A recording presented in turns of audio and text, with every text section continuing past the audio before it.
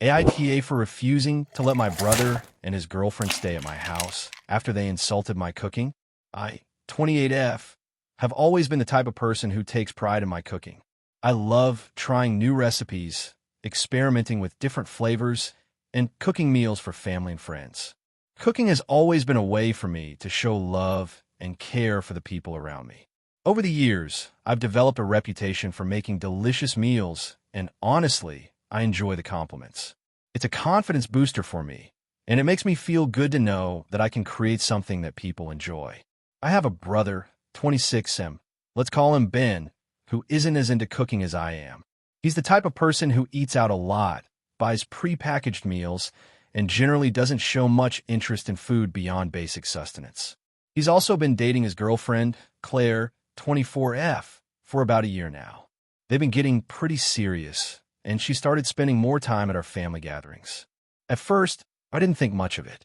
Ben's past relationships have been short-lived, so I wasn't exactly getting attached to any of his girlfriends. A few weeks ago, Ben and Claire asked if they could stay at my house for a weekend because their apartment was being renovated. I live alone in a 2-bedroom apartment, so I have the space.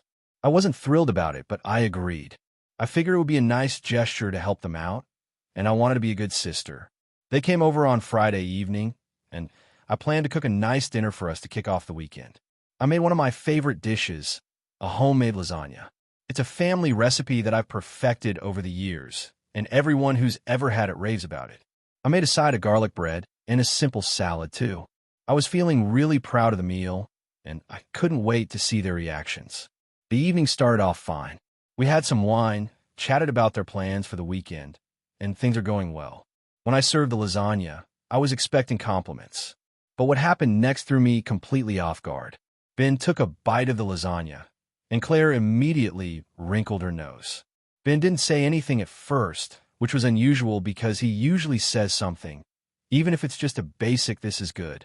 But instead of acknowledging the meal, he just kept eating. Claire, on the other hand, didn't hold back. She took one bite and then looked at me with a confused expression. Is this supposed to taste like this?" she asked, clearly not trying to be discreet. I was a little taken aback, but I just smiled and asked what she meant. She grimaced. "It's just, I don't know, it's kind of bland, and it's so heavy. Do you usually make your lasagna like this?" I could feel my face getting hot, but I tried to stay calm. I explained that it was a traditional recipe and that it was supposed to be rich and flavorful. But Claire wasn't done. She kept going. "I don't know. I just feel like it's too much. The cheese is overwhelming, and the noodles are too thick. I guess I just prefer something lighter. Like, a vegetable lasagna or something." Ben finally spoke up, but it wasn't much better. "Yeah, honestly, I don't think it's my thing either. It's just heavy and kind of greasy, don't you think?" I was stunned. I had never received criticism like this, especially not from family. It felt like an attack on something I was really proud of. I tried to laugh it off, but honestly, I was embarrassed.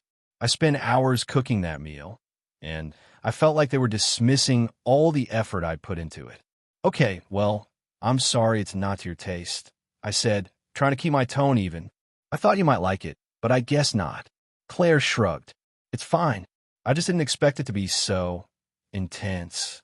I think I'll just stick to the salad." After dinner, the mood was awkward. I couldn't stop thinking about what they had said, and every time I glanced at my lasagna dish, I felt a pang of frustration. But I didn't let it show. At least I tried not to. I made coffee, and we sat around talking for a while, but it wasn't the same. The whole evening felt off. The next day, Ben and Claire made some vague plans to go out and see the city.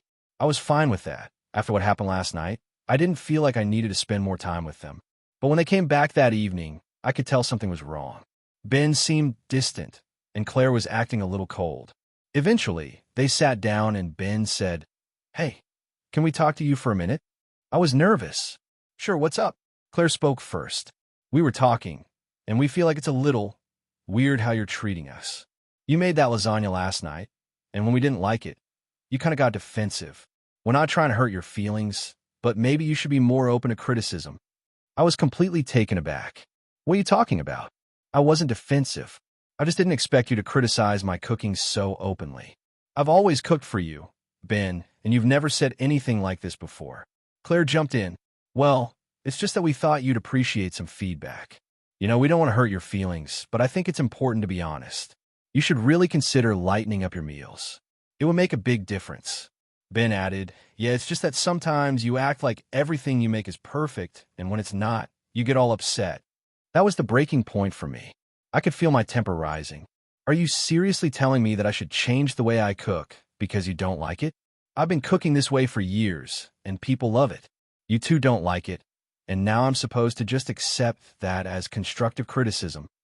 Ben and Claire both looked at each other, and then Ben said, we're just trying to help, okay? We're not attacking you. We just think it could be better.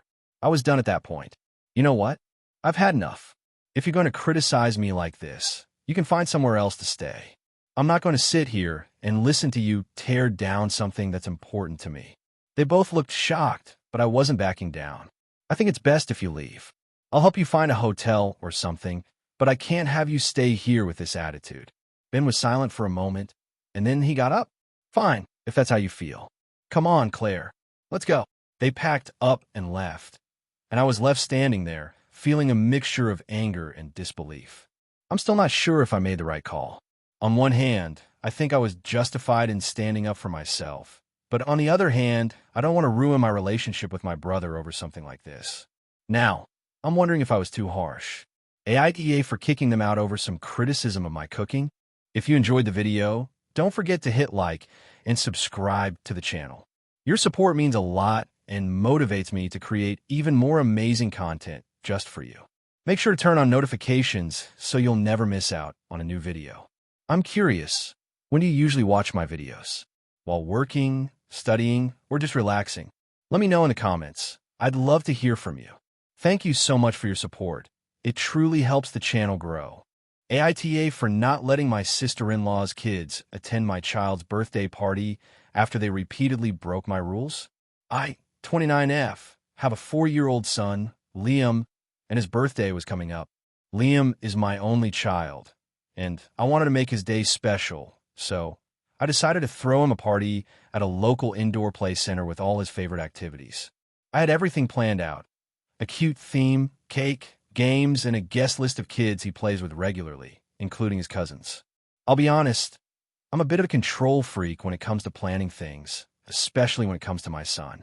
I really wanted his party to go smoothly.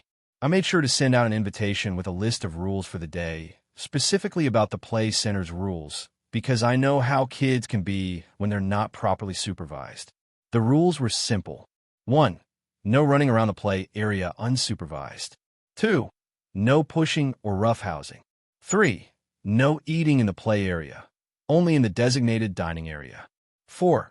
Parents are responsible for their own kids' behavior. I'm very clear about these things because I've been to places like this before, and I've seen chaos unfold because kids aren't given proper boundaries. The play center was busy, and I didn't want Liam or any of the other kids getting hurt. My husband's sister, Karen, 34, has 3 kids, all boys, Jake 8, Max 6, and Charlie 3. We've always had a somewhat strained relationship, mainly because she's one of those parents who thinks her kids should be allowed to do whatever they want, and she doesn't really enforce rules. It's not that I don't like her or her kids. It's just that her parenting style is very different from mine. I've seen her kids throw tantrums in stores, interrupt conversations constantly, and basically get away with anything as long as they stop screaming. I was hoping things would go better with the party, but I also prepared myself for the worst. When Karen RSVP'd for her kids, I made sure to remind her about the rules. She agreed, but brushed it off in a way that didn't fill me with confidence. The day of the party came, and at first, everything was going smoothly. Liam was having a great time, the other kids were playing nicely, and the staff at the play center were making sure everything stayed under control. But then, about an hour into the party, I noticed that Jake and Max were running around the play area unsupervised, pushing other kids, and generally causing a bit of chaos. They weren't following the rules at all.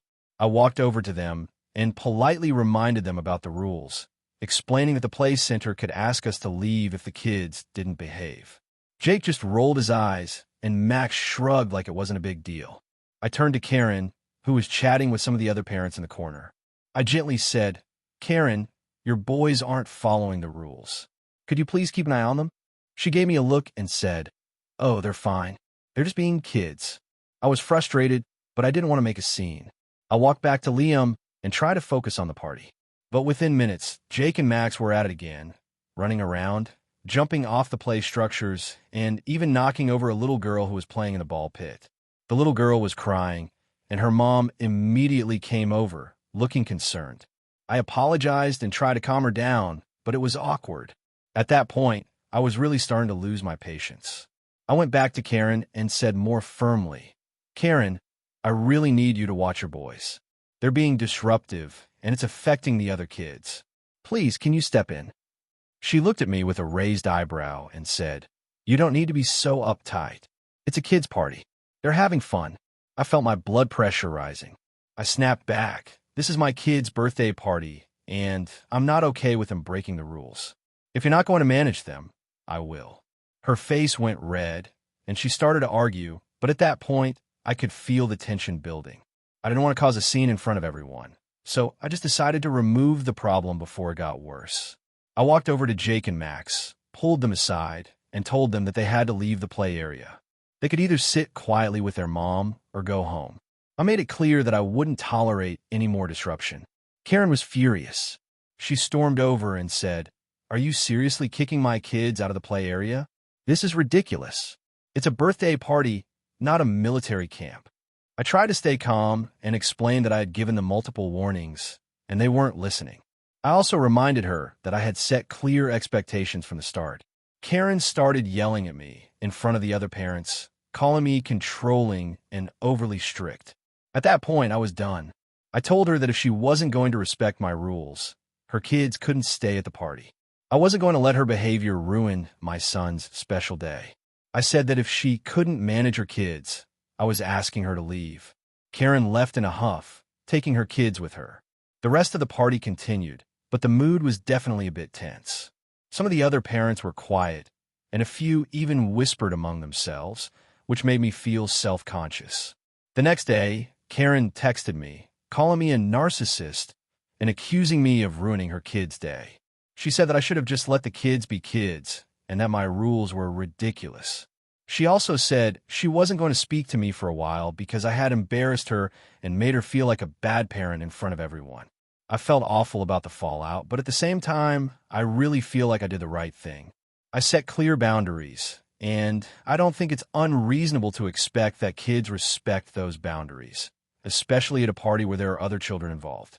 So, Reddit, AITA for kicking my sister-in-law's kids out of my son's birthday party when they didn't follow the rules. AITA for telling my sister she's too old to be living with our parents. I, 28M, have an older sister, Karen, 32F, who is still living with our parents. The thing is, she's been living at home for over 10 years now.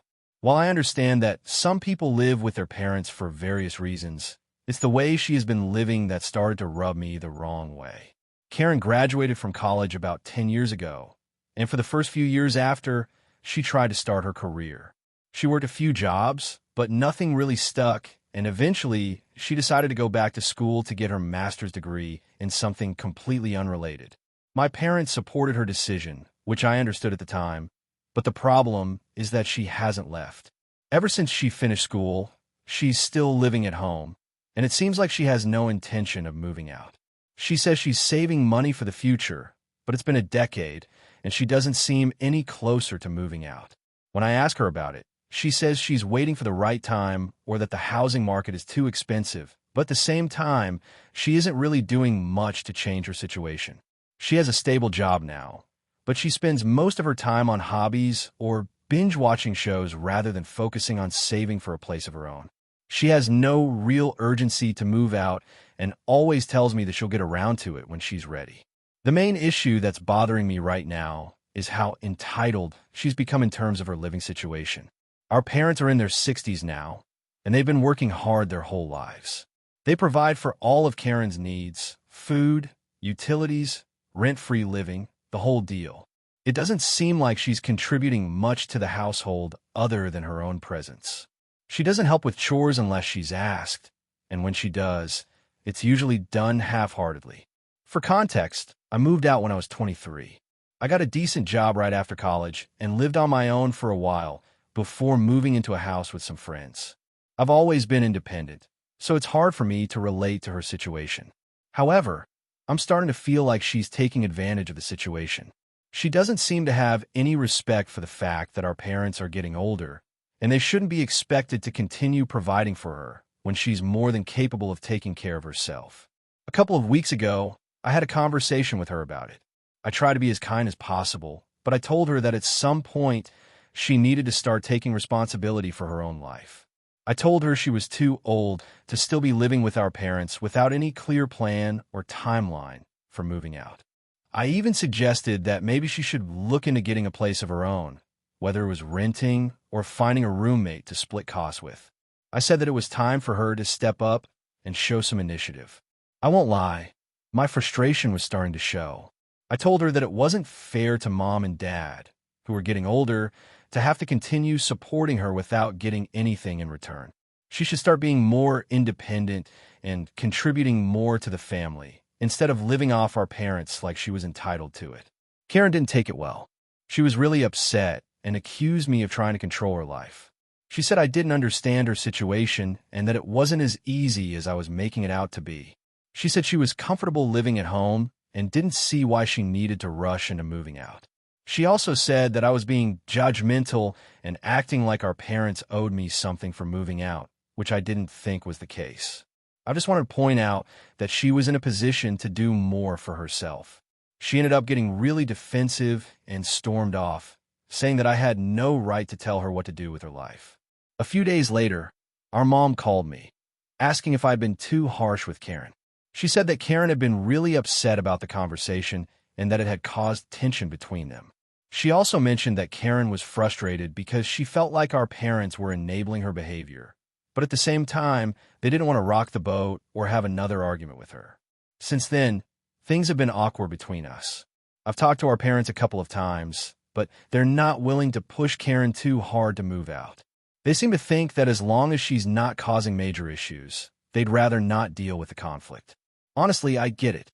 I understand that families don't always want to have difficult conversations, but at the same time, I feel like I'm the only one pushing for her to take more responsibility. I don't want to cause more problems, but I feel like I'm the only one seeing the issue here. I'm just frustrated that after all these years, Karen isn't making any effort to stand on her own 2 feet. She's 32 years old. She should have a sense of independence by now.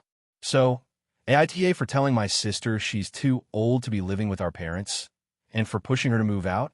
I didn't want to sound harsh, but I feel like it's getting out of hand.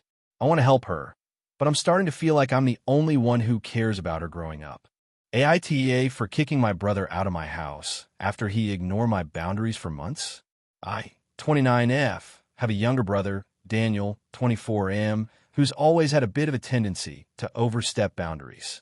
We grew up in a family where personal space wasn't exactly respected and privacy wasn't really a concept, but I always made an effort to establish clear boundaries as an adult. After years of dealing with the fallout from my childhood, I've learned the hard way to enforce them. The problem started a few months ago when Daniel needed a place to stay. He had been living with a friend, but things didn't work out. His friend kicked him out, citing constant drama and immaturity as the main reasons. I'll admit, I didn't exactly jump at the idea of him moving in, but I felt bad for him. I had a spare room, and I thought, how bad can it be? He's my brother. I offered him a temporary place to crash, thinking it would be a few weeks, maybe a month at most. I told him I had one condition. He had to respect my space, my routine, and not bring drama into my home. He agreed, or at least that's what he said. The first couple of weeks were fine. He kept to himself, was somewhat polite, and I thought maybe he was finally growing up. However, it didn't take long for him to start pushing my boundaries. Little things at first. Leaving his stuff everywhere, taking food from the fridge without asking, using my shower products, and just general messiness.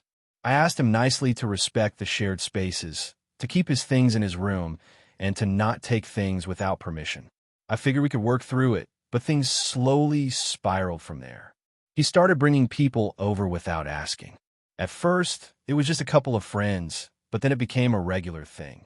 I told him that I didn't mind him having people over occasionally, but that I'd appreciate a heads up. It wasn't even the number of people that bothered me. It was the noise, the lack of consideration for my work schedule, and the fact that it felt like my house wasn't my own anymore. He brushed off my concerns, claiming I was being too uptight and boring. It wasn't long before his friends were coming over even when I wasn't home, and I found them raiding my kitchen and hanging out in my living room. I asked him again to please be more mindful of my space. He assured me he would. He didn't. Then, he started skipping out on the rent I was charging him. We agreed on a modest amount to cover his share of the bills and food, which was fair given he wasn't paying rent in his previous situation. But month after month, he would make excuses. I don't get paid until next week. I'm low on cash this month. I'll pay you back when I get paid. In the meantime, I was covering everything. I kept giving him extensions, thinking things would improve, but they didn't. I was growing resentful and frustrated. Things reached a breaking point when I came home one night to find that he had thrown a huge party in my house without telling me. I was livid. I had specifically told him not to have large gatherings, and he had blatantly ignored me. When I walked in, people were everywhere: beer cans, empty pizza boxes, and loud music. My living room looked like a disaster zone. I asked him what the hell was going on, and he shrugged it off like it wasn't a big deal. Everyone was just hanging out. Chill out, he said, looking like I was the problem for being upset. It wasn't just the party that set me off. He had broken my trust, disrespected my space, and hadn't paid a cent in months. I felt like I had been more than accommodating, and at that point I snapped. I told him he had to leave. He was immediately defensive and started throwing accusations at me, calling me selfish and claiming that I was throwing him out for no reason. He said I was being unfair and that he couldn't find anywhere else to go. I told him that was not my problem and that he was clearly taking advantage of me. I reminded him that I had asked him multiple times to respect my boundaries, and he hadn't listened. At first, he begged me to let him stay, promising to pay me back and behave, but I was done. I told him I would give him 24 hours to figure something out. He left in a huff, and I haven't heard from him since. Now, my family is in an uproar. My parents think I'm being too harsh and that I should have been more patient with him. They argue that I should have given him more chances, especially since he's struggling and has nowhere else to go. My friends, however, have been more supportive, saying I was right to stand up for myself. They point out that I gave him ample time to correct his behavior, and he just took advantage of my kindness. I can't help but feel guilty, though. He's family, and I should have helped him more. But at the same time, I feel like I've already done more than enough, and that he needs to learn to take responsibility for his actions. I'm not his personal doormat, and I don't think I should have to put up with disrespect in my own home. So, AITA for kicking my brother out after everything he's put me through? Am I being too harsh? I don't know if I made the right call, but I'm exhausted and fed up. AITA for telling my sister she's not welcome at my house anymore after she told my kids they were spoiled. I, 34M, have a sister, 31F, Emma, who I've always had a pretty complicated relationship with. Growing up, I was always the responsible one, while she was more carefree and sometimes downright reckless. As kids, she would get in trouble all the time, and I was usually the one to bail her out. I wouldn't say I was a parent to her, but I definitely took on a lot of the responsibility, especially since our parents were pretty hands-off. Over the years, things didn't really change much. She's always had a hard time holding down a steady job, keeping relationships, and making responsible choices. I've been married for 7 years to my wife, Kate, and we have 3 kids: Olivia, 6, Noah, 4, and Emma, 2. My kids are, by all accounts, good kids. We've always tried to raise them with love, discipline, and respect. We're not perfect parents by any means, but we make a concerted effort to be involved in their lives and set boundaries. As a result, our kids are generally well-behaved and, yes, they have a lot of privileges. They have nice clothes, they go to a private school, and we take them on family vacations. We're not wealthy by any means, but we both have stable jobs, and we're comfortable. I believe in giving my kids the best possible upbringing, and we're lucky enough to be able to afford certain things. Emma, on the other hand, is, well, let's just say her life is a bit of a mess. She's had a string of bad relationships, and she's struggled with holding down a job for long periods. She also doesn't have kids, and frankly, she doesn't seem to understand the responsibilities of parenting. Every time she comes over to visit, I can see her judgmental side creeping in. I get the feeling she doesn't really understand the kind of life we've built for our family and doesn't approve of our parenting choices. A few weeks ago, she came over to our house for a Sunday barbecue. We were outside, enjoying the afternoon, when she started making snide remarks about her kids.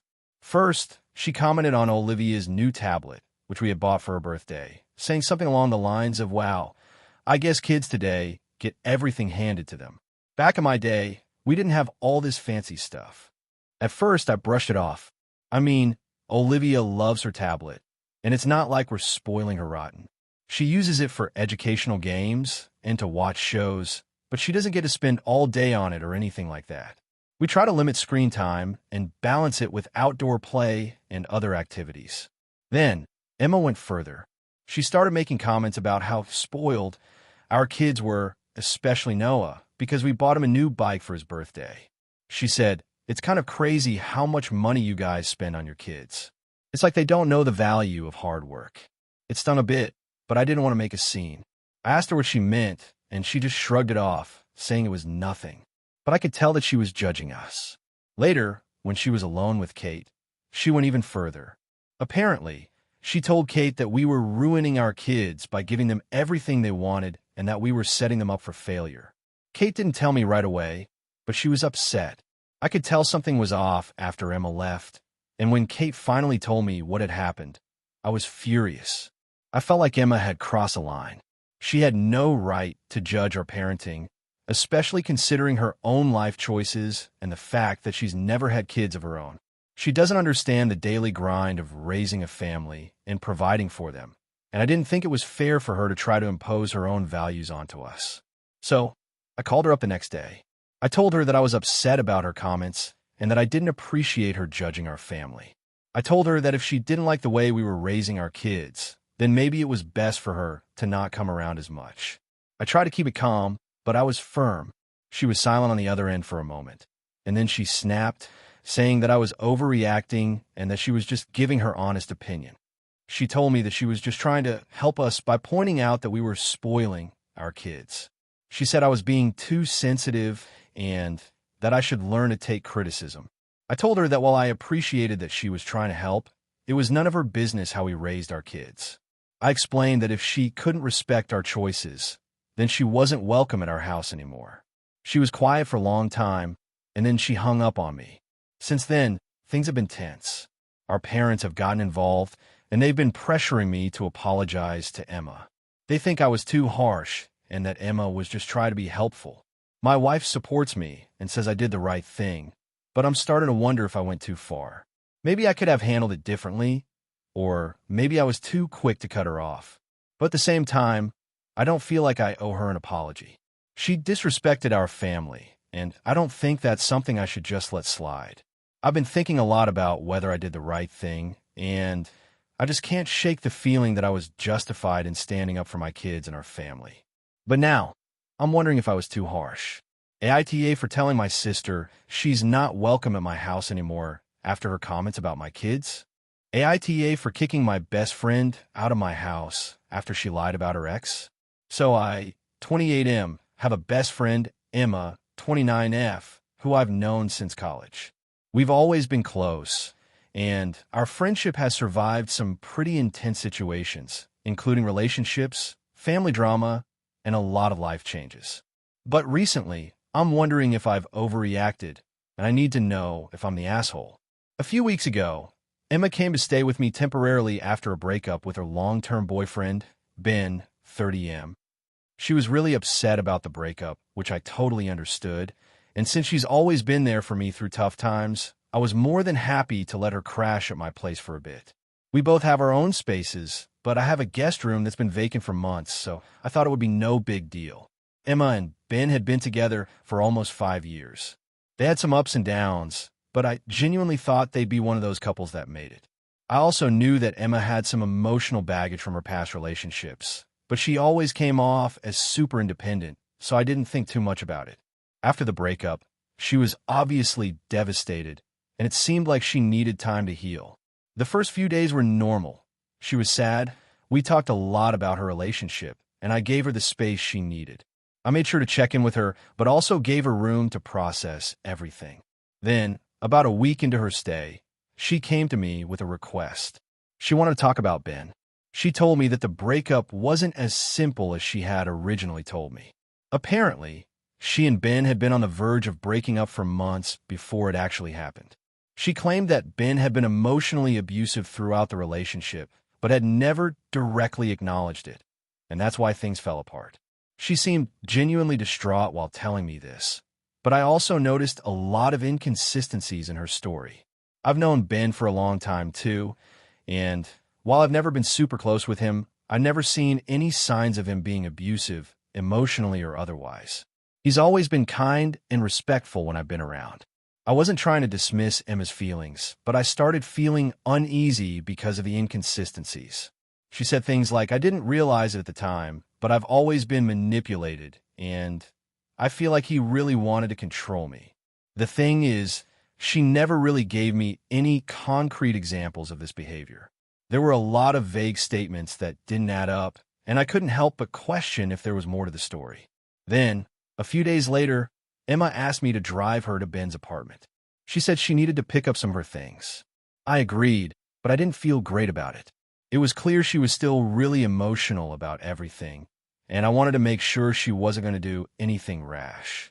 She assured me that she was ready to face him and that she just wanted closure. When we arrived at his place, things were awkward, to say the least. Ben was shocked to see me, but he was polite.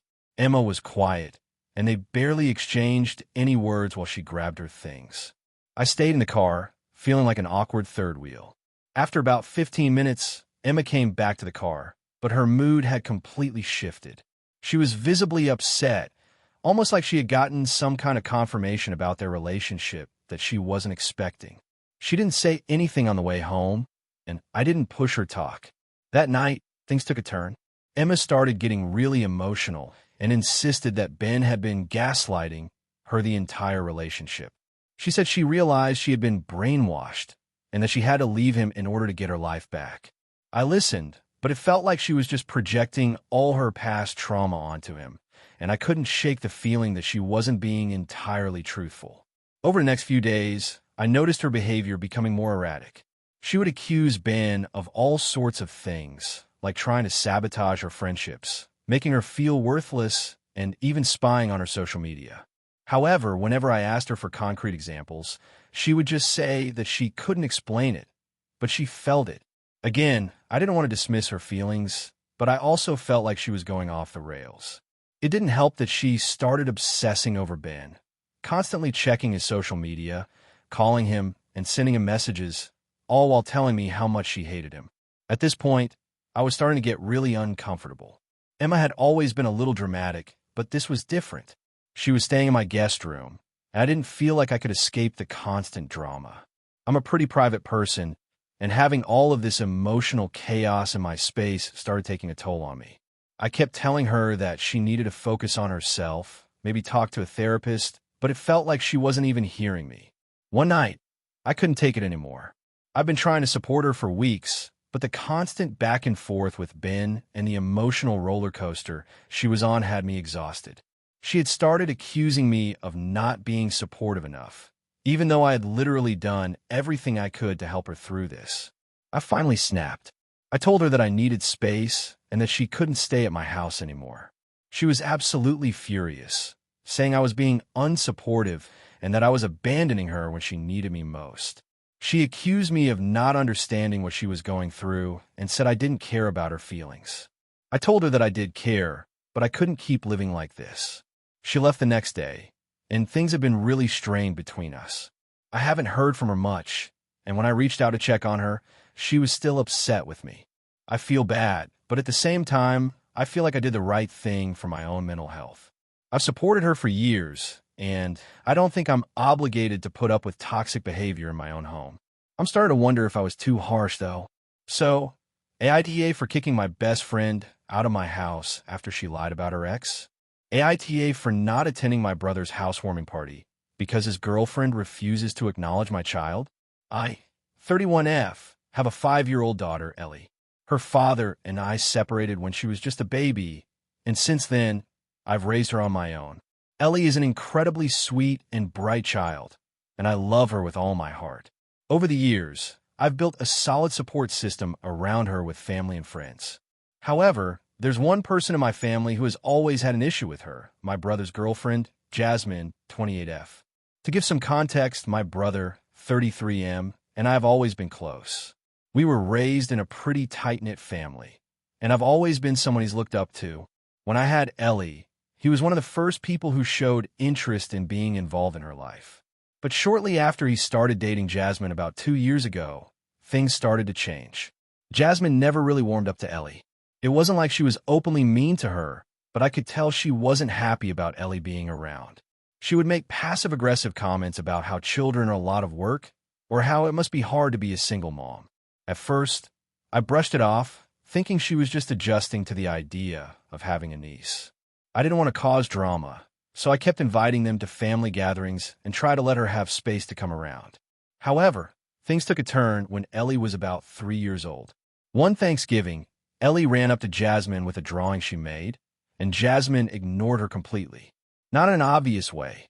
Jasmine just didn't respond at all. I was standing right there, and I could feel the tension. It was as if my daughter didn't even exist to her. I was hurt, but tried not to make a scene. I calmly told Ellie that Jasmine probably didn't see her and suggested we try to enjoy dinner. But Jasmine's cold behavior towards Ellie didn't stop there.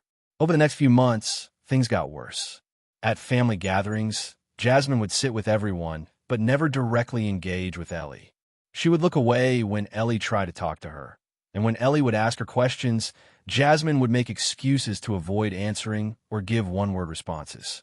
I thought this was weird, but assumed she might just be shy. But my brother never seemed to notice, or if he did, he didn't say anything. It was almost like he was turning a blind eye to it all. Then about 6 months ago, I had a major confrontation with Jasmine. We were at a family barbecue, and Ellie was playing with some of the other kids. Jasmine made a comment to my mom, saying, "Ellie's so loud, she's always running around. I don't get how you can handle it." My mom, who adores Ellie, immediately stood up for her and told Jasmine that she was out of line. The conversation got tense, and I ended up having to step in. I calmly told Jasmine that if she couldn't be kind to Ellie, then she wasn't welcome around my daughter. I made it clear that Ellie deserved respect, and I wasn't going to tolerate anyone treating her badly, even if it was my brother's girlfriend. Jasmine seemed genuinely shocked and upset, and my brother, who had been quiet during this exchange, told me I was overreacting. He said that I was being too sensitive and that Jasmine was just adjusting to being around kids. He also said I shouldn't make such a big deal out of a comment made in passing. Since then, things between me and my brother have been strained.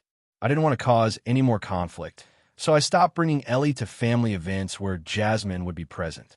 I would still see my brother one-on-one or with other family members, but Jasmine wasn't invited.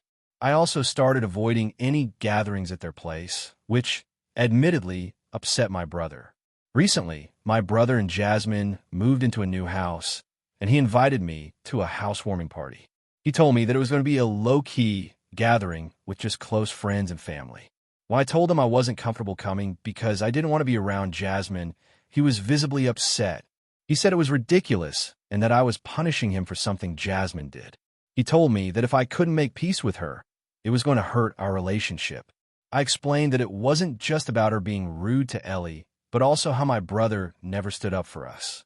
I told him that if he wanted me there, I needed him to acknowledge the issue and have a conversation with Jasmine about her behavior.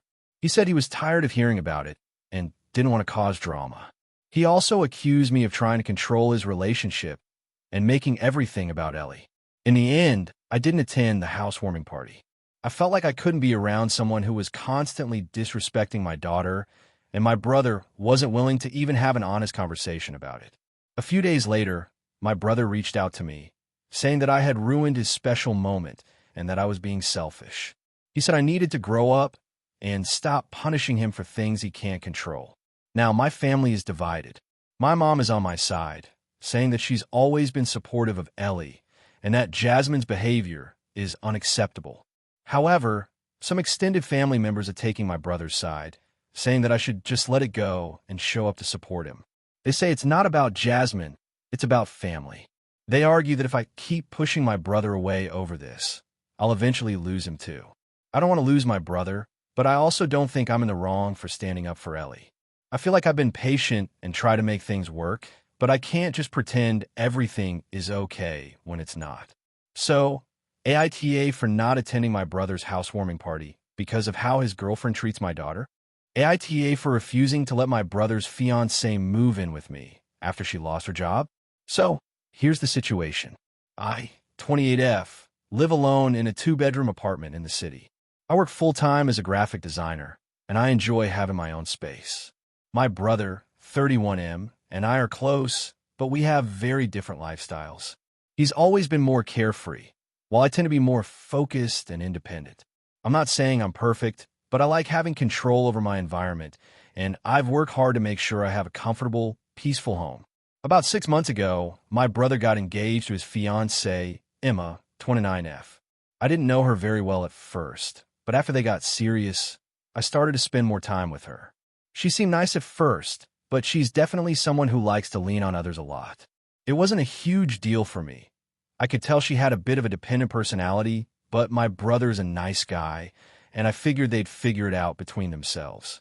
A couple of months ago, Emma lost her job. She had been working a retail position and wasn't making a lot of money, but she was always able to cover her share of rent and expenses. When she lost her job, she told me she was looking for a new one, but might need to move in with someone temporarily until she got things back on track. I wasn't thrilled about the idea, but I understood that finding a new job can take time, and I offered her a temporary place to stay. I made it clear, though, that it would only be temporary and that she needed to make plans for her own space in a few months. At first, things were okay. She was respectful of my space, and while I didn't love having her around all the time, I figured it was temporary and I could deal with it. However, after a few weeks, I started noticing some issues. She began leaving her things around the apartment and using my stuff without asking, like borrowing my clothes, using my kitchen gadgets, and sometimes even eating my food without asking. At first, I tried to be patient, but it was starting to feel like my space was being invaded. I started to feel like I was living with a stranger, not someone who I had invited to stay temporarily. I talked to my brother about it, and he promised to talk to her. But nothing really changed. If anything, things got worse. I started noticing that she was just hanging around all the time, and I barely had a moment of peace. Whenever I came home from work, she would be sitting on the couch, watching TV or scrolling through her phone. If I was making dinner, she would either sit and watch me cook or worse, hover in the kitchen offering unsolicited suggestions. If I wanted to watch a show or relax after a long day, she would want to join in or ask to watch something else. The real breaking point came a few weeks ago when Emma casually mentioned that she was thinking of staying at my place indefinitely. I was caught off guard and told her that wasn't going to happen. I reminded her that we had agreed on a temporary stay, and it was time for her to find her own place. She seemed shocked and upset, which threw me off guard. I had no idea she would take it so personally, but I felt like I had made it clear that this arrangement couldn't go on forever. I also found out that she hadn't really been actively looking for a new job. She was taking some freelance gigs here and there, but they weren't enough to sustain her. When I pressed her about it, she mentioned that she didn't feel like she had a rush since she was staying with me and didn't have to worry about rent. This only made me more frustrated. I started feeling like she was taking advantage of my kindness, and I felt trapped in my own home. I talked to my brother again and explained how uncomfortable I was with the situation. I told him that I was fine with her staying for a little while, but it had been months now, and it wasn't fair to me to have her living here indefinitely. I also expressed that I felt like she wasn't making an effort to find stability for herself. I asked him to talk to her about finding her own place. Well, things didn't go as I'd hoped. My brother got defensive and said I was being unfair to Emma, especially since she was going through a tough time. He told me I needed to be more understanding and that it was only a matter of time before she found a job. He said that asking her to leave before she had a new job was heartless. He also suggested that I should be more supportive of their relationship, implying that if I was truly supportive of him, I should be willing to let Emma stay as long as she needed. I was really hurt by his response. I thought I was being understanding and offering a temporary solution, but now he was acting like I was the one in the wrong for wanting my space back. My frustration reached a boiling point, and I told him that I wasn't going to let her stay indefinitely. If she couldn't respect my boundaries and find a job and a place to live, then I couldn't continue to offer her a place to stay. Things have been tense between us ever since. My brother hasn't spoken to me much, and I've overheard him talking to Emma about how upset he is with me. I feel like I've done the right thing by standing up for myself, but I'm starting to wonder if I'm being too harsh. My brother and Emma are in a tough spot, but I don't think it's my responsibility to fix their problems, especially if it means sacrificing my own comfort and peace of mind. So, AITA for refusing to let my brother's fiancée move in with me indefinitely? Hey friends, if you enjoy this content, don't forget to like the video and share your thoughts in the comments. We really want to know what you like and what could be improved. What do you think of the video? Are there any topics you'd like to see in future videos? Your feedback really helps us get better. Thanks for being with us. AITA for refusing to let my sister-in-law move in with us after she lost her job. So, this has been eating away at me for a while now, and I'm looking for an outside perspective because I'm not sure if I've done the right thing or if I'm being a complete jerk. For some context, I, 32M, am married to my wife, Emma, 31F. We've been together for about 7 years, and we have a 2-year-old son, Lucas. I'm the sole breadwinner in our household, and my wife works part-time, but her income is mainly to help cover daycare costs and a few extra expenses here and there. My family and Emma's family are both local, and we get along pretty well with both sides. Emma's younger sister, Lily, 28F, has always been a bit of a wild card. She's had a lot of potential, but she tends to make questionable decisions. To put it bluntly, she's been fired from at least 3 jobs in the past few years, and she has this habit of quitting without giving proper notice or just not showing up. She's always had an excuse or a sob story, but honestly, we're all getting tired of hearing them. Emma and I have tried to be supportive in the past, but I've had enough of trying to help someone who clearly isn't willing to help themselves. About 2 months ago, Lily got fired from her most recent job. Again, it was her fault. She had an argument with her boss and decided to walk out mid-shift. She called Emma a few days later, crying about how she couldn't find a new job and didn't know what to do. Emma was, of course, sympathetic, but I could see her frustration starting to build. I'm the one who's usually the voice of reason in our relationship, so I told Emma that we couldn't have Lily come live with us, as much as she was begging. I said that we just didn't have the space, and it wasn't a good idea for our family dynamic. I told Emma that if Lily wanted to get back on her feet, she'd have to figure it out on her own. Emma didn't seem to take my side at first. She kept saying that Lily was going through a tough time and that we should help her out. But I pointed out that we've helped before, and it hasn't made a difference. I also mentioned that we couldn't keep allowing her to come back every time she hit a rough patch, especially with a toddler in the house. Having Lily live with us would mean adjusting our whole routine and adding extra stress to our already busy lives. I told Emma, in no uncertain terms, that I wasn't comfortable with it. Emma and I argued for days.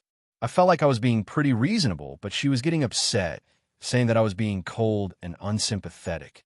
Eventually, she relented, but I could tell it wasn't sitting right with her.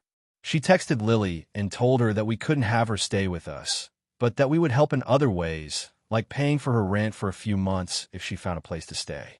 Lily was furious. She texted both Emma and me, saying that we were heartless and that we were turning our backs on family when she needed us the most. She called me selfish and said that I didn't care about her or her well-being. I was honestly taken aback by how angry she got. Emma and I talked about it, and I said that I wasn't going to let Lily manipulate us into something we didn't want. I also said that if she really cared about getting her life together, she'd have to start making better choices and take responsibility for her actions. A few days later, Emma's parents called, saying that they'd heard about the situation and that we should reconsider. They said we were being too harsh on Lily and that it wasn't right to leave her high and dry. Emma's mom said that if Lily couldn't live with us, then we should at least let her move in with them. But honestly, I didn't think that would help. I don't think Lily would make any changes if we kept bailing her out every time she messed up. Emma was still upset with me. She said I was being too rigid and that family should come first. I reminded her that we were a family too, and that we had to think about our own future. She agreed, but she didn't stop feeling guilty about the situation.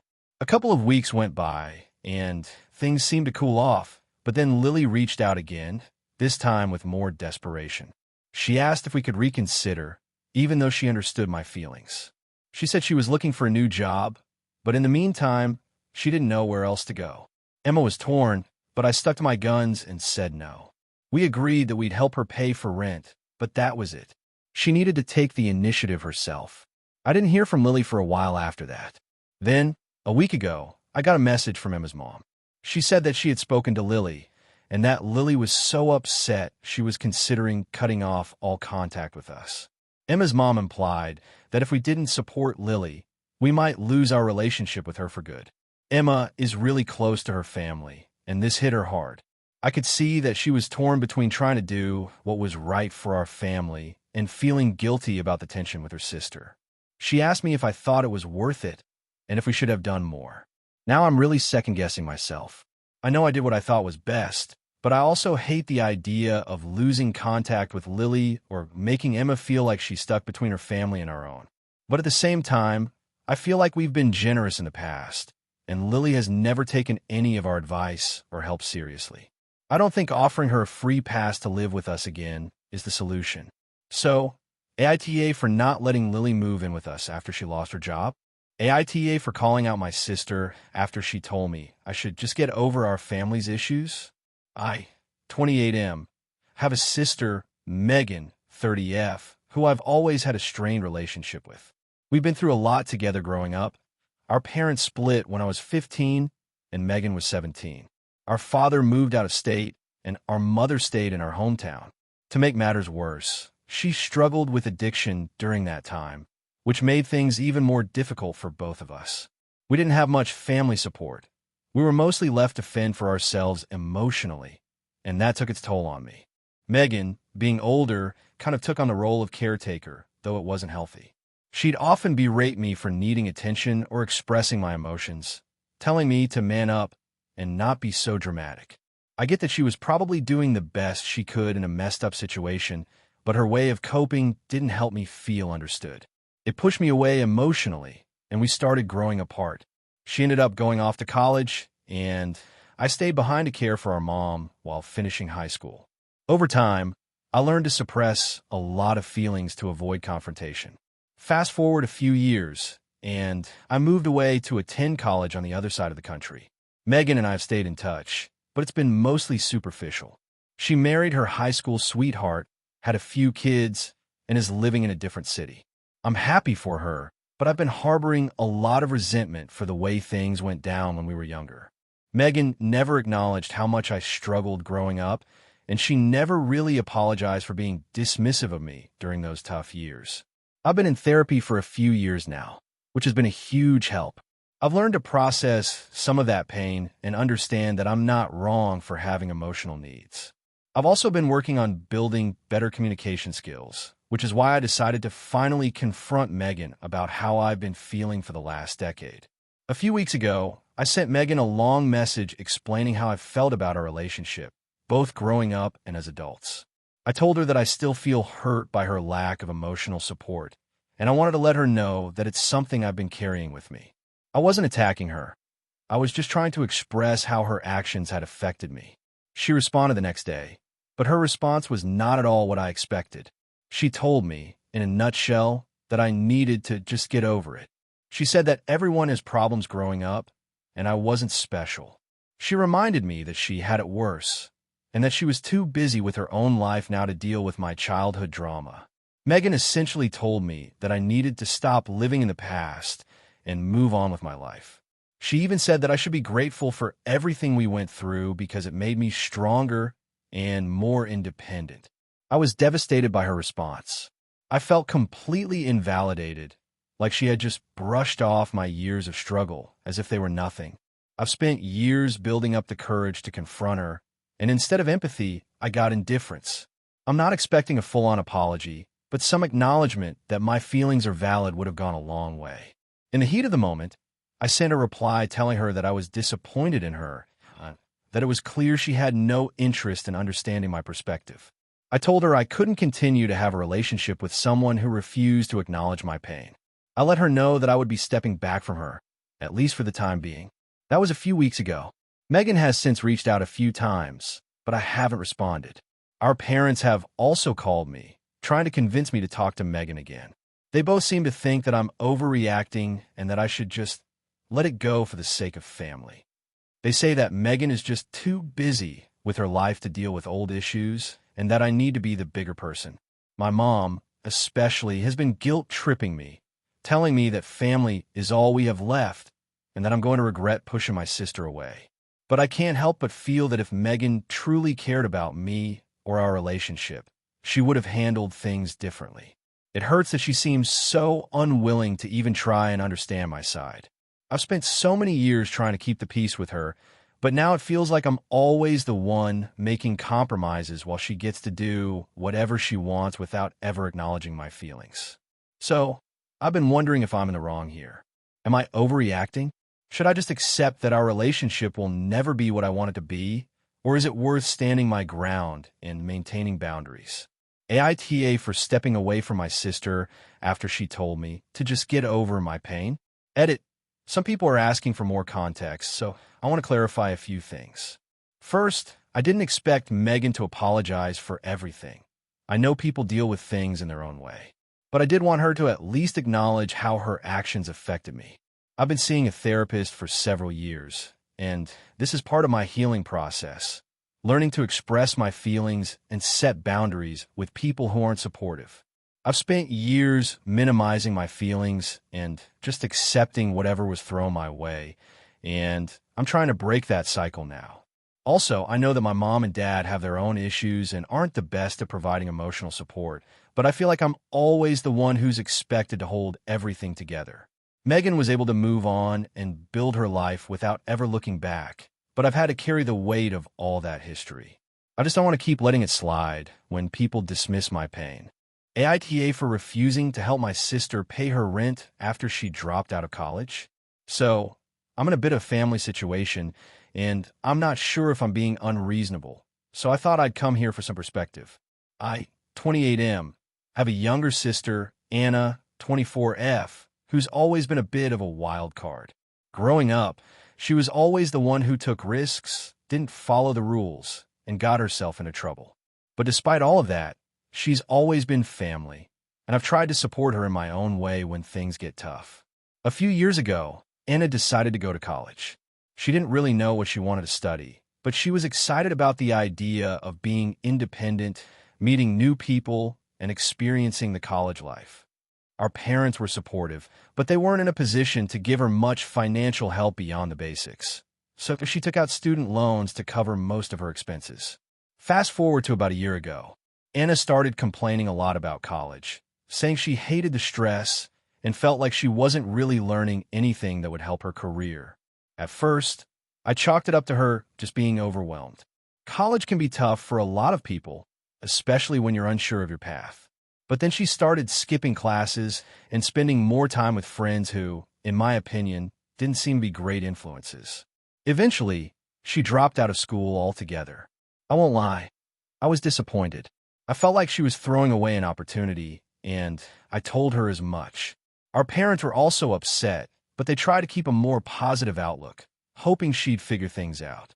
Anna, on the other hand, seemed almost relieved. She told me that she was going to take a break, travel, and find herself. It sounded more like an excuse to not face responsibility, but I didn't say much because I didn't want to add to her stress. Now, here's where things get complicated. Since dropping out, Anna hasn't really done much. She spent a few months traveling, which, honestly, I didn't think was the best use of her time considering her student loans, but whatever, it was her life. When she returned home, she moved in with our parents, who have a small house and were already stretched thin with their own financial obligations. She didn't get a job right away, but eventually she did land a part-time gig at a local coffee shop. It was around this time that I started noticing the strain her lifestyle was putting on our parents. They're in their mid-50s, and while they're both working, their incomes are pretty modest. They've been supportive of Anna in many ways, but the reality is that they're not in a position to support her indefinitely. When she started missing rent payments, our parents had to cover the difference. They've also been paying for some of her other expenses like food and gas. It's been a burden on them, and honestly, it's made me angry. I tried to talk to Anna about it. I told her that she needs to get her act together. She's not a kid anymore, and it's time to take responsibility. I even suggested that she should move out and get her own place or find a way to contribute more to the household, like covering her rent or paying her share of groceries. She brushed me off, saying that she's figuring things out and that she didn't need to rush into anything. I couldn't believe it. Here she is, living with our aging parents, not helping with rent, not contributing to the household, and acting like everything is fine. I told her that if she didn't start taking things more seriously, I wasn't going to keep bailing her out. A couple of months ago, my parents came to me with a big problem. Anna had fallen behind on rent again. This time, they were in danger of getting evicted because they couldn't cover the full rent and Anna wasn't able to contribute. I had a conversation with her about it, and I told her that I couldn't just sit back and let this happen. I told her she had to start taking responsibility for herself and that she either needed to find a way to pay her part of the rent or move out and figure things out on her own. She was upset, and I understand that it's a difficult conversation, but I felt like it had to be said. Then, Anna asked me for help. She told me she didn't have enough money to cover her portion of the rent and that she didn't want to burden our parents anymore. She asked if I could loan her the money, just this once. She promised that once she got her life together, she'd pay me back. Now, this is where I feel conflicted. Part of me wants to help her. She's my sister, and I want to see her succeed. But another part of me feels like I'd be enabling her. She's made no effort to get her finances in order, and I'm worried that if I help her this time, she'll keep relying on me and our parents to bail her out. I've already loaned her money in the past for other things, and she's never paid me back. I'm starting to feel like I'm being taken advantage of, and I don't want to keep putting myself in a position where I'm the one who has to clean up her mess. I want to see her get her life together, but I'm not sure if I should continue enabling her. I told her I couldn't help her this time. She was really hurt, and our parents are now upset with me too, saying I'm being too harsh. So, AITA for refusing to help my sister pay her rent? I'm genuinely torn. On one hand, I feel like I'm doing the right thing by not giving her money, but on the other hand, I feel guilty. She's my sister, and I know she's struggling. But at what point do I stop rescuing her? AITA for getting upset when my friend took my idea and made it better? So, I, 25M, have a friend, let's call him Ryan, 26M. We've known each other since high school, and for the most part, I'd say we have a pretty solid friendship. We both have similar interests and tend to do a lot of creative projects together. Over the years, I've come to rely on him for feedback on my ideas, especially when it comes to stuff I'm passionate about. For context, I've been working on a personal project for about a year now, something I've been really excited about. It's a tech startup idea that I've been fleshing out. I've been designing a platform that connects small, local businesses with freelance workers, offering an online marketplace for them to find gigs. It's been a lot of work, and I've sunk a lot of time and energy into it, constantly refining the concept and finding ways to make it stand out in the market. I've even been reaching out to potential investors. Here's where Ryan comes into the picture. A couple of months ago, I shared my project with him during a casual hangout. I explained my business idea, showed him some of the designs I've been working on, and mentioned some of the challenges I was facing. I wasn't expecting him to be a business partner or anything, but I just wanted his feedback. I've always valued his opinion, especially when it comes to technology and creative solutions. Ryan seemed really interested and enthusiastic about the idea, which made me feel good because he's always been the type to support me. He said it was a great concept, but suggested a few improvements. Some of his ideas were pretty insightful, and I took them to heart, incorporating them into the project. I thanked him for the input, and we moved on, with me continuing to work on the platform my own time. Fast forward a couple of months, and I started to notice something weird. Ryan, who had initially seemed pretty casual about the whole idea, suddenly started posting about a new project he was working on. At first, it seemed like a coincidence. He's a creative guy, and I assumed it was just something he was doing on the side. But as I read more into it, I realized that his project was strikingly similar to mine. Not just similar, actually, his was almost identical to what I had been working on. The name of his project was slightly different, but the concept was the same. His design layout looked eerily similar to mine, with the same kind of color scheme, features, and general aesthetic. And get this, he had launched a Kickstarter campaign for it. He was asking for backers and support. He'd even recruited some people I know to help him develop the platform further. It wasn't just a casual side project anymore. It was a full-on business venture. At first, I was confused. I thought maybe I was overthinking it, but the more I looked into it, the more it became clear that Ryan had essentially taken my idea, modified it a little, and started promoting it as his own. I didn't think he was intentionally trying to steal my idea, but I was pissed. He had asked for feedback, and I had given it to him, trusting that he was just helping me make my project better, not that he would take it and run with it like this. After sitting on it for a few days, I decided to talk to him about it. I didn't want to jump to conclusions or accuse him of anything without giving him a chance to explain himself. So I reached out and asked if we could meet up to talk. He agreed, and we met at a local cafe. When I brought up my concerns, I tried to remain calm. I told him that I had noticed the similarities between our projects and that I was feeling uncomfortable about how things had unfolded.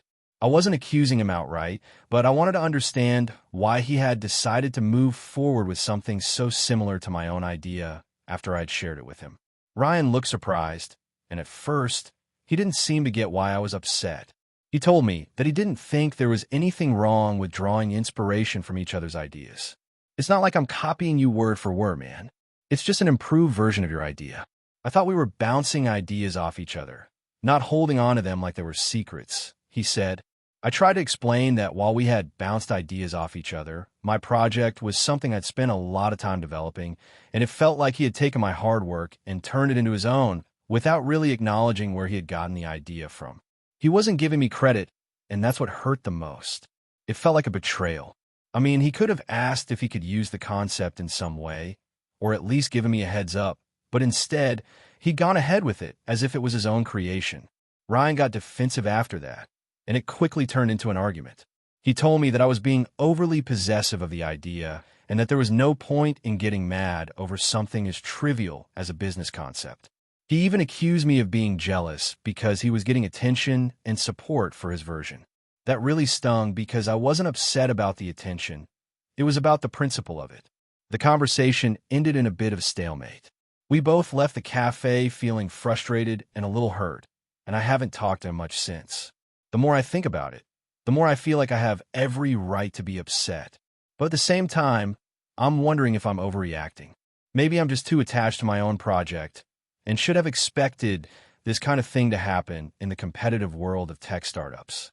I'm not sure if I'm being too sensitive, but it feels like Ryan crossed a line by turning my idea into his own without any acknowledgement or credit. So, AITA for getting upset about this and confronting Ryan? Should I have just let it go, or is my reaction justified? AITA for not supporting my brother after he came out and alienating him from the family? So, this situation has been brewing for a while, and I've been getting a lot of mixed advice from people in my life, so I'm coming here to get some outside perspectives. I, 29M, have a brother, Ethan, 26M, who came out as gay about a year ago. We've always been close, but things have gotten incredibly strained since then, and I'm starting to wonder if I might have made a mistake in how I've handled everything. Here's the background.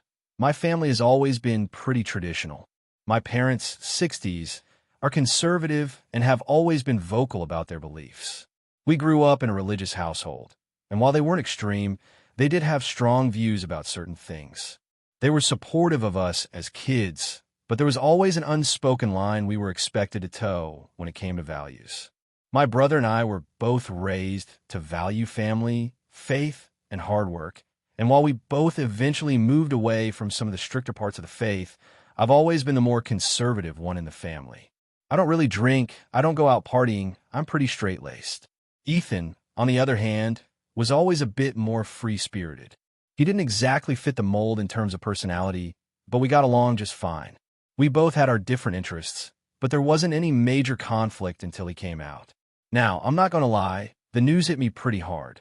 It wasn't so much the fact that he was gay, but more that I knew how difficult it would be for our family to process. I had seen the way my parents reacted when we talked about LGBTQ issues, even in a very general way. They weren't openly hostile, but they definitely weren't supportive either. It was clear to me that if Ethan came out, it was going to cause some serious tension in our family, and it would hurt my relationship with my parents. I know it sounds bad, but I started distancing myself from Ethan after he came out. I didn't outright reject him, but I didn't know how to deal with it. I wasn't sure how I could continue my relationship with him while also managing the fallout with my parents, especially with their views on LGBTQ issues. So, I kept things quiet and avoided engaging in deep conversations about it. Instead, I'd focus on the more neutral stuff when we hung out, like work or sports, and avoid the subject of his sexuality altogether. About 6 months after he came out, Ethan reached out to me for support. He told me he was feeling really isolated and that our family hadn't really been there for him.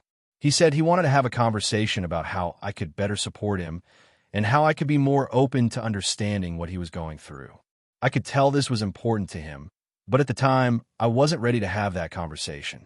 I told him that I didn't know what to say and that I was still processing things. He seemed frustrated, but he respected my space. He started leaning more on our other siblings for support. I felt guilty about that, but at the same time, I didn't know how to fix things without completely going against my own values and possibly ruining my relationship with my parents. Fast forward a few more months, and things have only gotten worse.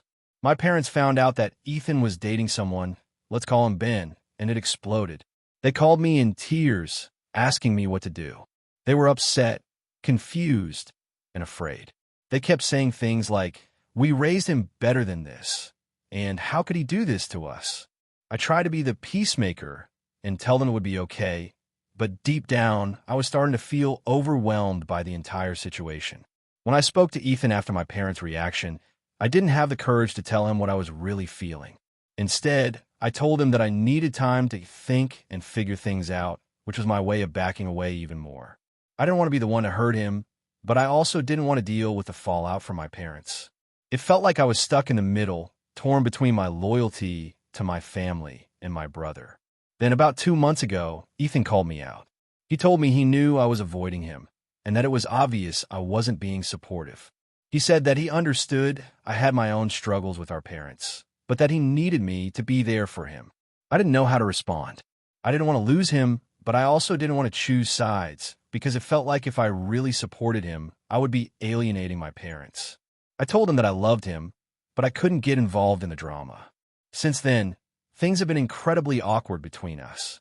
We haven't talked much, and when we do, it's mostly surface-level stuff. He's clearly hurt, and I feel guilty every day, but I don't know how to fix it. I don't want to throw away my relationship with my parents, but I also don't want to lose my brother. I've been feeling stuck and like I'm failing both sides. So, AITA for not supporting my brother after he came out and essentially alienating him from the family. I know I could have done things differently, but at the time, it felt like I was caught between a rock and a hard place. Was there a way I could have handled this without creating such a mess? I feel like I failed him, but I also don't want to lose my parents.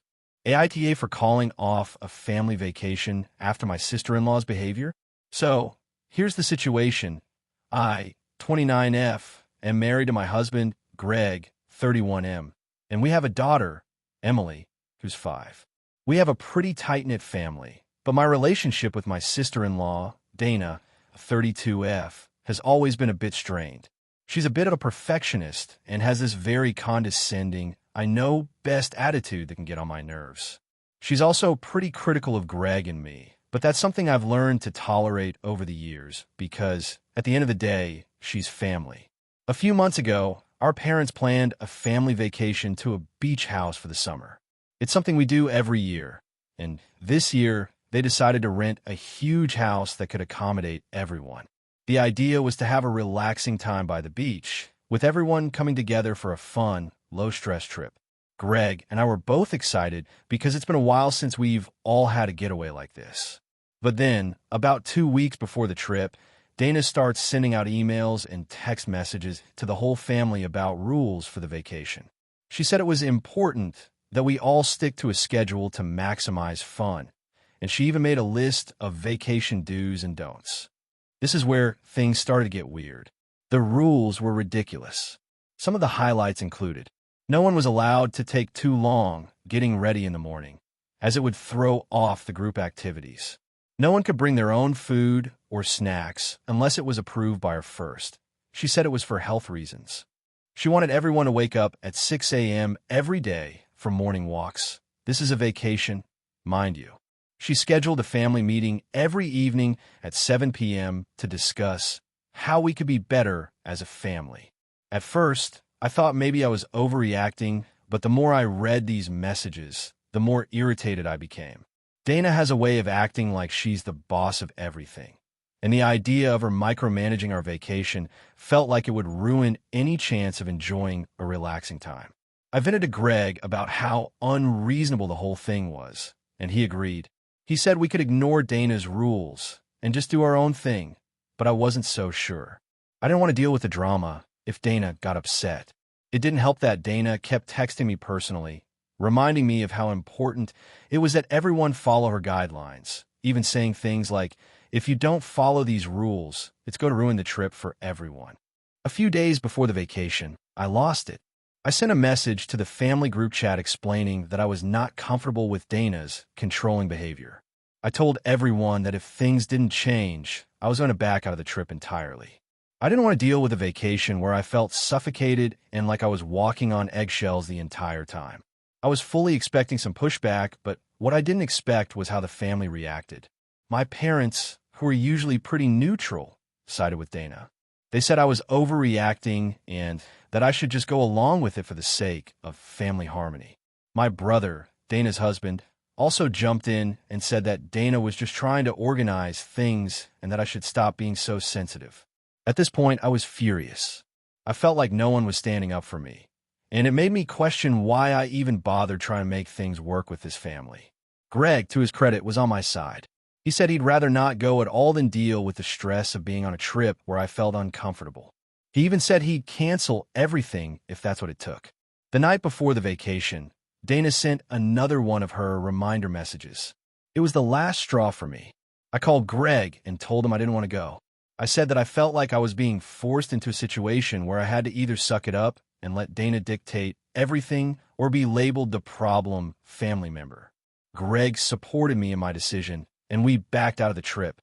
We told everyone the day before that we weren't coming, and I was expecting a huge fallout. Sure enough, Dana blew up, sending me a string of angry texts about how I was ruining the family vacation and that I was being selfish. My parents called to try to convince me to change my mind, but by that point, I was already done. I told them that they should enjoy their vacation, but I wasn't going to be part of a trip where I wasn't respected. The aftermath has been tense. My parents are still upset with me for not going. My brother and Dana haven't spoken to me much since, and they keep talking behind my back about how I ruined everything. I've been feeling pretty isolated from the family, and honestly, I'm starting to wonder if I made the right choice. I know this sounds dramatic, but I don't want to spend time with people who think it's okay to treat me like I'm insignificant. I don't think it's wrong to stand up for myself, but I'm starting to feel like maybe I overreacted. So, AITA for calling off the vacation and backing out because of my sister-in-law's behavior. AITA for telling my sister that her life choices are the reason she's not successful. I, 29F, have a sister, Lily, 31F, who I love dearly, but I'm honestly getting to the point where I don't know how to handle her anymore. For context, Lily has always been a bit of a free spirit. She never really followed a conventional path in life. While I've worked hard to build my career and achieve financial stability, Lily has taken a much more laid-back approach, relying on the idea that things will work out eventually. And for a while, that was true. Things did work out for her, but it's been a few years now since she's had any real success, and I think it's time for her to face the reality of her situation. Lily has been out a full-time job for about 2 years now. She's done a few odd jobs here and there, but she's mostly been living off savings and occasionally asking our parents for money when she runs low. She's always said that she's figuring it out, but to be honest, I don't see any real effort being put in. She claims she's working on personal projects, like starting a blog or launching a podcast, but these are things that she only works on sporadically. She doesn't seem to have any consistent drive or ambition, and every time she gets excited about something new, it falls through within a month. Now, here's where the problem started. Last month, my husband, 34M, and I decided to move into a new house. It's a bit larger than our last place, and we were looking for someone to help with the renovations. My husband, being handy, could handle some of the tasks, but we needed someone to help with painting, putting in new shelves, etc. I reached out to Lily to see if she was interested in helping, knowing that she's always claimed to love DIY projects. We offered to pay her a decent amount for the work, but she turned us down, saying that she didn't want to overwork herself and preferred to take it easy. At first, I tried to understand her reasoning. She had been through a lot in the past year, emotionally, and I figured maybe she was just burnt out. But then, when I asked her what she was planning to do with her time instead, she admitted that she was taking a break and focusing on her mental health. I get that mental health is important, but I couldn't help but feel frustrated. She'd been taking a break for years now, and every time I brought up the idea of her looking for something more permanent, she would either change the subject or get defensive. A few days ago, I was having coffee with a friend who asked about Lily's situation, and when I shared some of the details, my friend expressed her concern. She said she couldn't imagine how frustrating it must be to watch someone with so much potential waste their time doing nothing. I agreed, but I also felt guilty because I didn't want to be too harsh on Lily. I want to support her, but I also need to be honest with her about the reality of her situation. Later that day, I called Lily. I told her that I loved her, but I needed to be honest with her. I said that I was worried about her lack of progress and that, frankly, her life choices were the reason she wasn't successful. I told her that while it's okay to take breaks and focus on mental health, there comes a point where she needs to stop using those things as excuses and start actively working toward her goals. I told her that if she didn't take her future seriously, she was going to continue struggling and wasting her potential. Lily was silent for a long time before she finally spoke. She said that she felt like I was judging her and that I didn't understand what she was going through. She said I was being unfair and that I didn't appreciate how hard it was for her to find direction in life. She even accused me of thinking I was better than her because I had my life more together. She told me that she didn't want my unwanted advice and that I should just let her live her life the way she saw fit. I was taken aback by how defensive she got. I knew she'd be upset, but I didn't expect her to shut me out so completely. I tried to reassure her that I wasn't trying to belittle her or tell her what to do, but I just wanted her to recognize that she could do more and that she deserved more than what she had settled for. She didn't take it well, and the conversation ended with us both frustrated. Afterward, I spoke to our parents, and they were surprisingly supportive of my stance. They admitted that they, too, had been worried about Lily but didn't know how to approach her. They agreed that Lily needed to face some hard truths, and they suggested that maybe I was the one who could push her to make a change. I felt somewhat validated by their response, but I also felt guilty because I didn't want to push my sister too hard. The thing is, I know Lily. I know she has a lot of talent, but she lacks the drive and discipline to follow through on anything. I've watched her waste years of her life bouncing from one half-hearted endeavor to another, and it's heartbreaking. But at the same time, I don't want to be the one to pressure her too much or push her away. I also don't want to feel like I'm abandoning her or letting her fail on her own. So I'm stuck. I want my sister to succeed, but I also don't want to be the mean sister who criticizes her life choices. I'm caught between wanting to help and wanting to let her figure things out for herself. I can't help but wonder if I crossed the line by telling her the truth so bluntly. AITA for telling my sister that her life choices are the reason she's not successful. AITA for refusing to pay for my sister's education after she dropped out of university for a job opportunity. So a little background. I'm 30 years old, and I have a younger sister, 25, who I've always had a complicated relationship with. Growing up, I was the responsible one, the one who followed the rules and took care of things, while she was always the free spirit. My parents often played favorites, and I felt like I had to bear the burden of their high expectations. My sister, on the other hand, could do no wrong in their eyes, despite her tendency to act impulsively and avoid responsibility. I went to college, worked hard, and got my degree. My parents weren't able to help financially, so I worked part-time jobs, took out loans, and managed to finish my education. It was tough, but I got through it. After graduation, I got a decent job and started saving up for my future. I've always been independent, and I've made sure to maintain good credit and a solid savings plan. My sister, on the other hand, went to university for a couple of years, but dropped out after she decided she could make more money by working at a high-end restaurant instead. She'd always talk about how she didn't need a degree to make a living, that connections were more important than anything else. While I understood that some people have unconventional paths, I always felt like she wasn't taking her future seriously. But it's her life, and I figured she would figure it out sooner or later. Fast forward a few years, and my sister calls me up one day. She tells me that she's been working at a restaurant for the past few years, and it's not going anywhere. She says she wants to go back to school and finish her degree, but doesn't have the money to do so. She asks me for help, explaining that she's finally ready to commit to her future and that she's been matured. My parents, of course, are on her side and encourage me to help her out financially.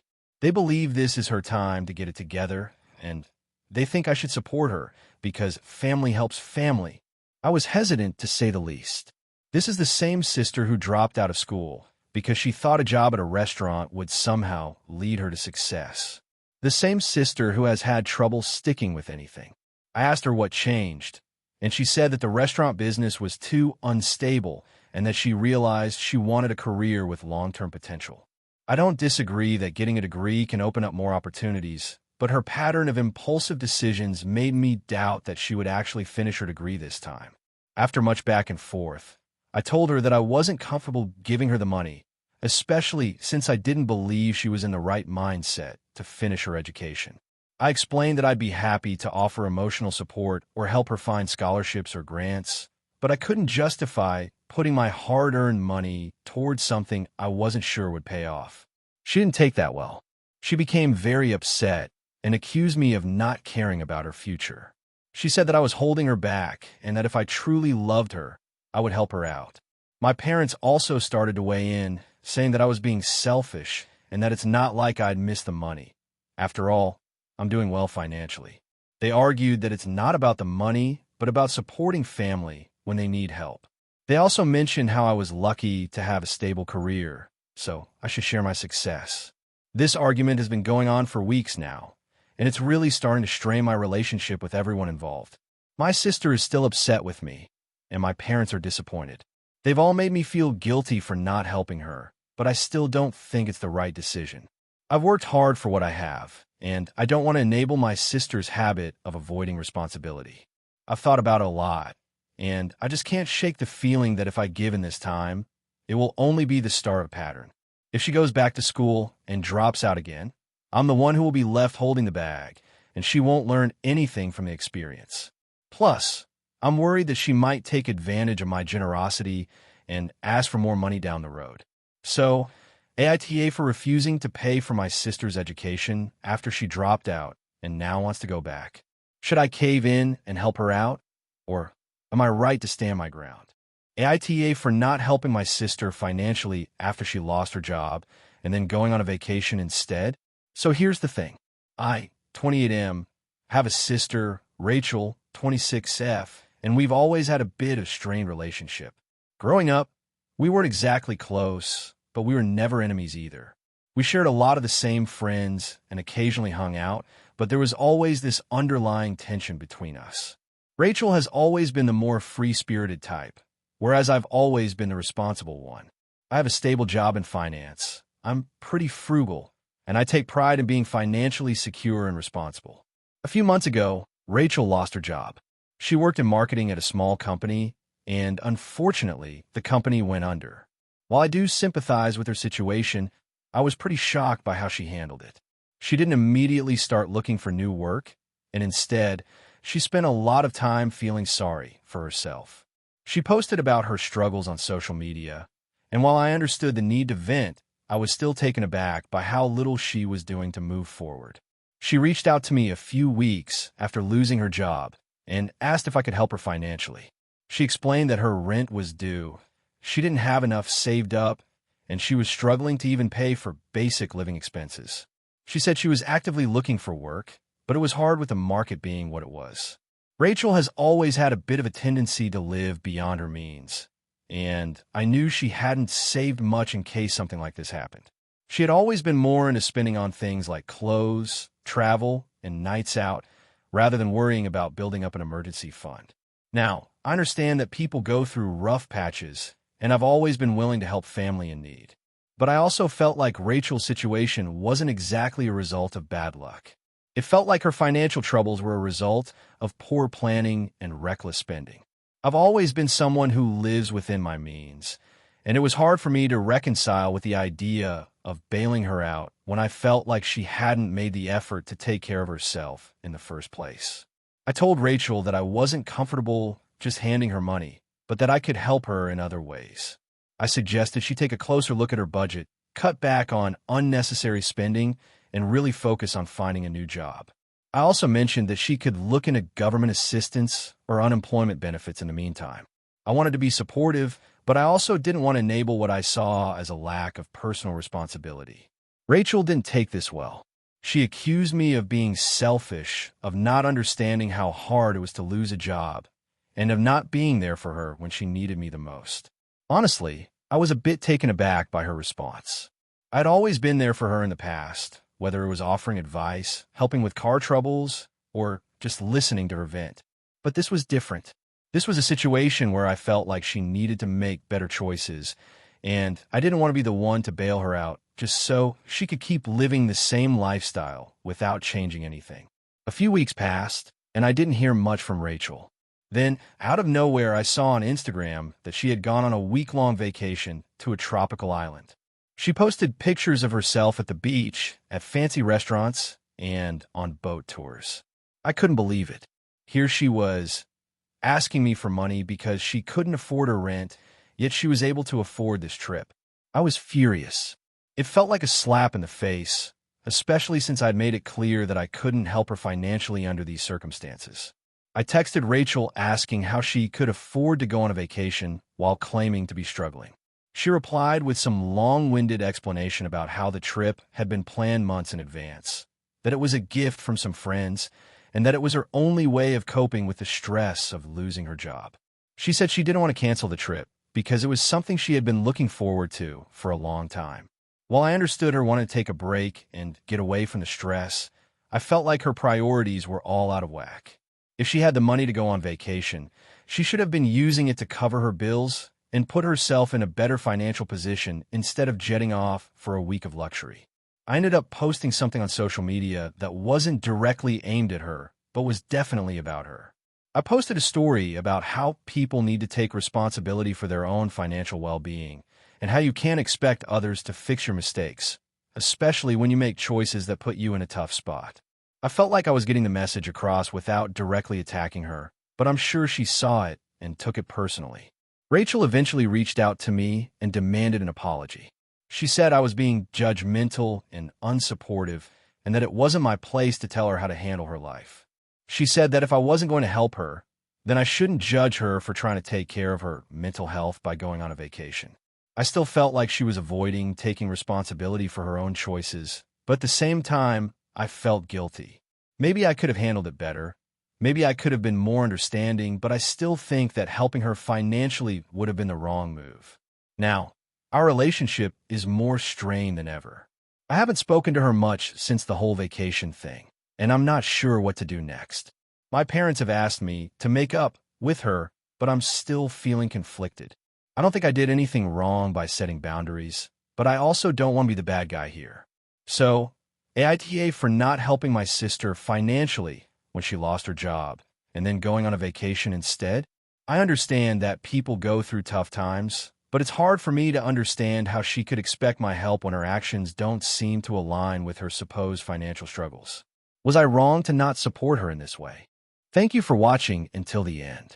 If you enjoyed this video, don't forget to like and subscribe to the channel so you won't miss new videos. Also, leave a comment. I'd love to hear your thoughts. Your support and engagement mean a lot to me. See you in the next video.